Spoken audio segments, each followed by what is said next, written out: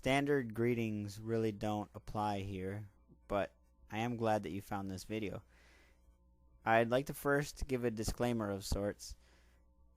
This video contains ideas which are very difficult to wrap your head around, but are very simple and come at least mostly from reality, but definitely deal with it entirely.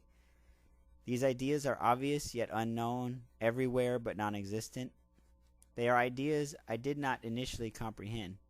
They have been around for hundreds if not thousands of years, and like all ideas began from the human mind. The importance of the ideas is nearly unimaginable in our world, but I still must ask that you genuinely consider them in your own life. I ask that you consider them because I believe somewhere inside of each of us these ideas lie dormant, untapped and unknown, only because the humans before you and around you only showed you something else entirely. The following ideas exist within you, and your denial of them is not proof that they do not, but only of your own fear, desires, and current knowledge. Allow yourself, even for these moments, to think freely and only for yourself.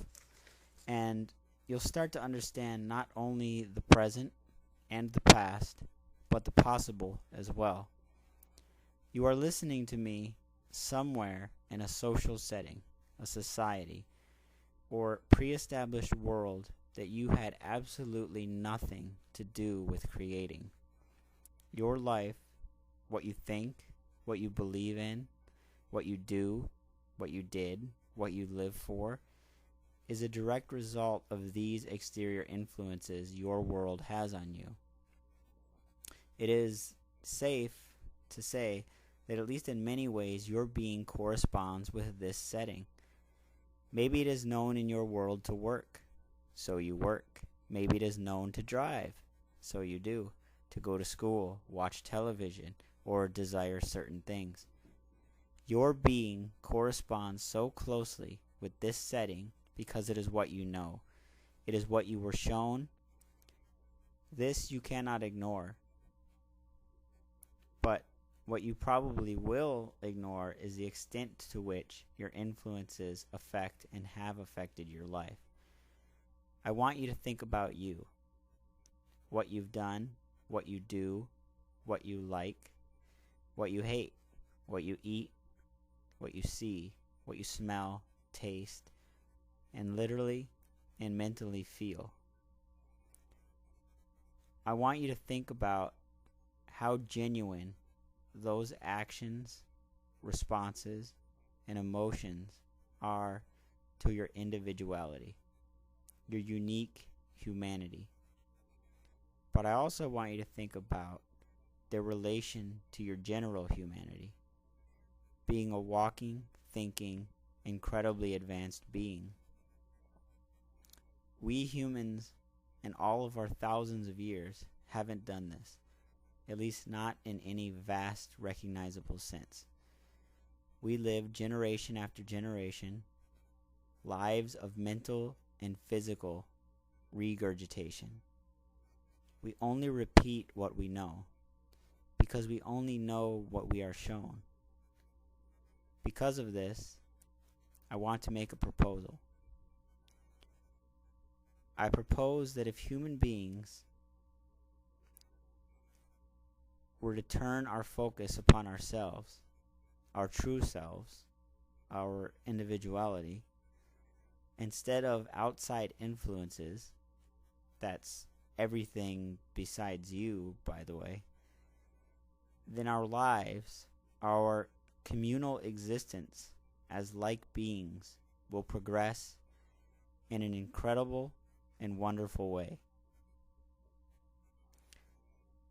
Well, how can this be, and what does it all mean? Aha, well, now we head for the end of this video where I tell you some answers, right? No. Instead, I want to propose a series of questions. Questions I ask myself regularly. Questions that every human everywhere should have asked themselves since the beginning, but didn't, or never bothered to answer. Only out of the fear of the unknown and the desire for comfort. How closely does your life your thoughts, your desires, and your actions relate with your particular social setting? Have you ever honestly analyzed any aspect of the society you live in? Have you ever honestly and objectively looked at yourself, who you are, why you are, what you want, and what you don't? Have you ever considered change, the idea that a possibility or several possibilities are superior to the current reality you live in? If so, why didn't it come true? So, what now? What to do when you learn of and recognize a problem?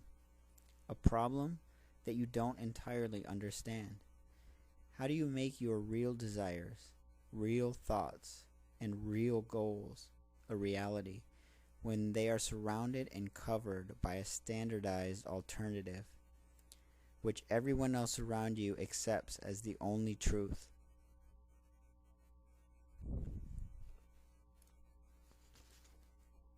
Well, the fact is, I don't completely know. And even if I had told you, you either wouldn't believe me or would believe me for all the wrong reasons. The only thing that really matters is, what do you think? What will you do when the earth spins to expose the sun tomorrow?